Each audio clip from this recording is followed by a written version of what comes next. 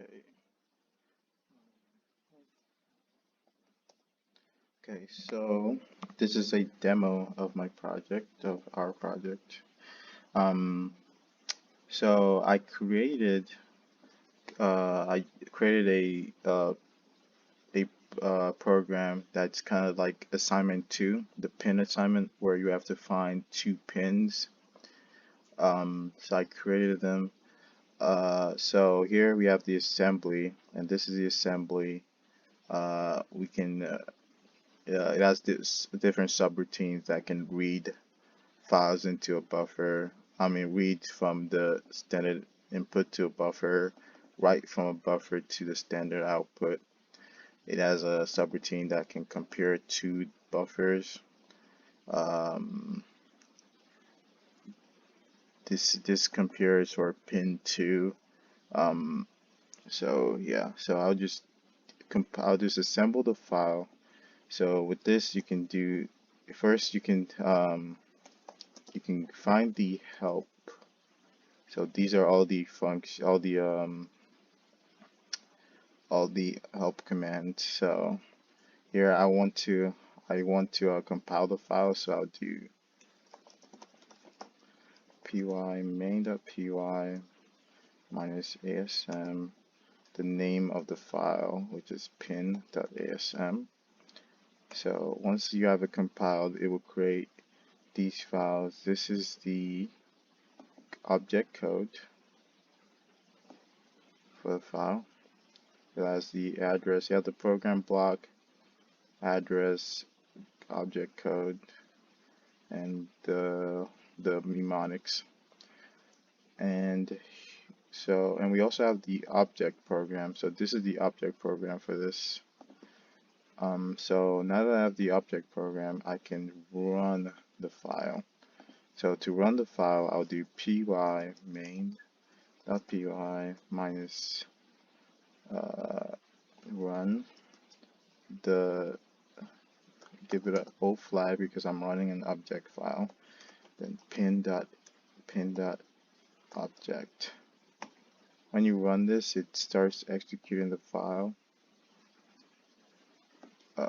So it's telling us to please input our first pin, and the pin is less than or equal to 15. I mean, I know the pin because I created the program, so I'll just go in. I guess I could first maybe write some garbage pin and see what happens. When you put a garbage pin, it just fails. But we can run this again, and this time the pin is stored in a buffer. So pin 1 is right here. Copy that in, and it says now please input your second pin. The second pin, the first pin is compared using is just a it just compares your input that you put in the standard in with each index of the buffer, while the second pin is compared using the index of your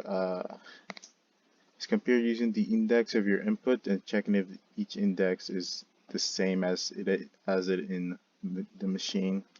So this is the second input. I'll just paste this, and you can see both pins have been deciphered successfully.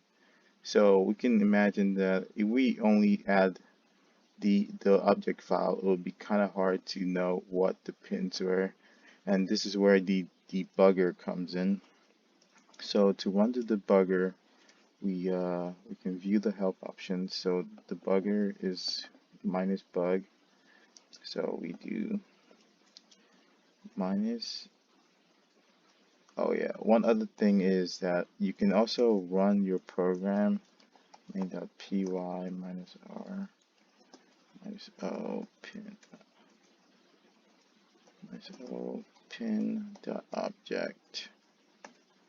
It's gonna input these.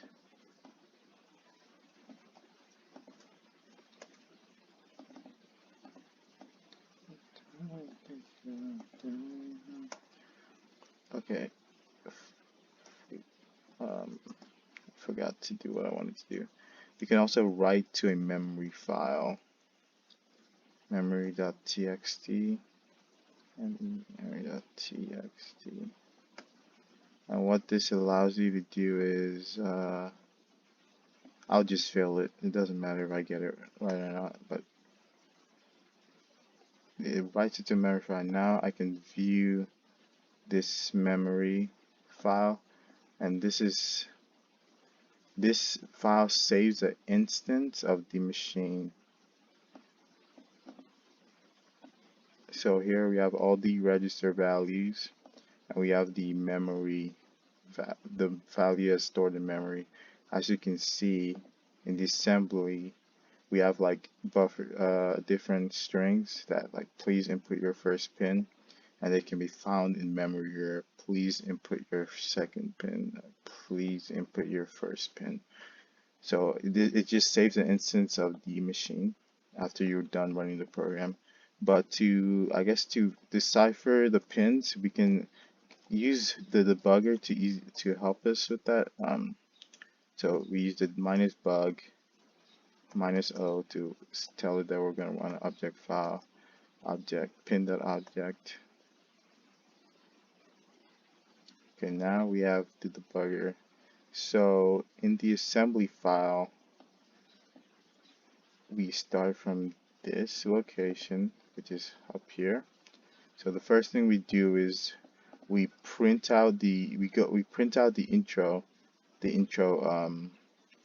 intro statement by using the write command. So we load the intro statement into, so this is kind of like a parameter. We load the address of the intro statement and it writes that address. So we can, first I'll just disassemble the program.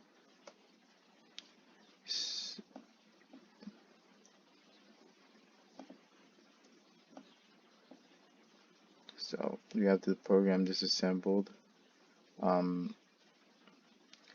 It is, as we can see, we have LDA. This will be the location of the buffer. Jump to subroutine. It mirrors this assembly. So we have LDA jump to subroutine, LDA jump to subroutine, LDA, LDS, LDS. So the assembler matches. We can also view memory. We can also view the memory. So if we do ms or memories, we can see the memory value as it is. So now let's go into the debugger and we'll set a breakpoint about here so that it just only prints out the intro statement. So we go back to see the disassembly. So we want a breakpoint right here. So when it returns back to subroutine, it's going to be right here. So we'll do br 0x, that's d4. So now when we disassemble again, we can see that we have a star here, which signifies that we have a breakpoint. So what I'll do is I'll run the program. I'll just do run. It runs until it finds a breakpoint. Now if the breakpoint has been hit, if I disassemble it one more, disassemble it again, now we can see that we are at 0, we are at 00D4. This is our current location. This signifies our current location. So yeah, and so we can use these to decipher the program, but I guess it would be easier if we just use the memory, because we know that the input is stored somewhere, the first pin is stored somewhere in memory, and it's right here. So with this, we can kind of use this to decipher it. So I'll just continue. No. So I'll set a breakpoint up until the second request, the request of the second pin, which is right around here. intro is, yeah, second pin intro. So I'll do a disassemble so I can see where I need to set a breakpoint at.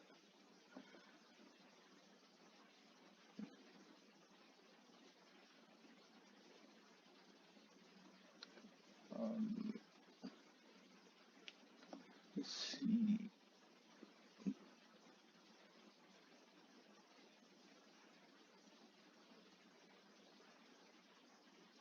Jump equals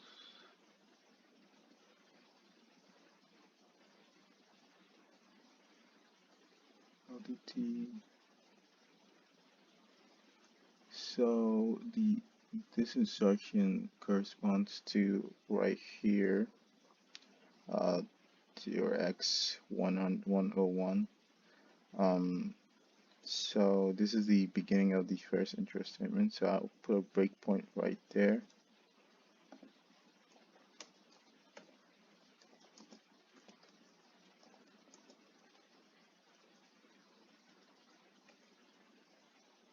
Okay, I'll just hit run. And now it's asking me for the first pin. I will give it the first pin.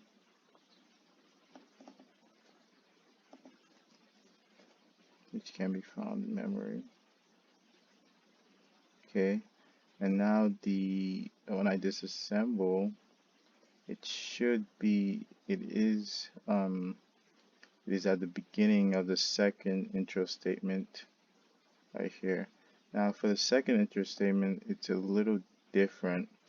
So you have to use these, and these to find out what the pin is. So here you have the index 1 should be a 31. The index 7 should be actually no, the index 1 should be a 1 in ASCII. The index 7 should be a 2 a 2 in ASCII. The way this works is that these are your parameters, and so this is your buffer, this is your index, and this is the value that you should be getting, you expect at that index. And you jump to this subroutine to compare if your index at that buffer is the same as your expected value. Your value at that buffer, at that index buffer, is the same as your expected value. So we can use this to like extract our actual number. So we should know that the first number should be a 5, the second one should be a 1, the third should be a 38, yeah, so on and so forth. So we can use these. So yeah, and then so now I'll just click run it until it's done, and I can just assuming I parsed this debugger and I used it to get the input, I can just get those inputs and I will write your answer, and then tells you you have deciphered both pins successfully, and that is the end of the program. So yeah, so the cycle of this project is you go from your assembler, you create your object program, but you can also just directly run programs from the assembler using instead of the -O command, you would just use we can also exit the debugger. We can also set memory values and register values using like set. So we can just RGS. So these are the registers. We can just do set. Let's say I want to set a register into 5. Set a 5. And now when I do RGS again, it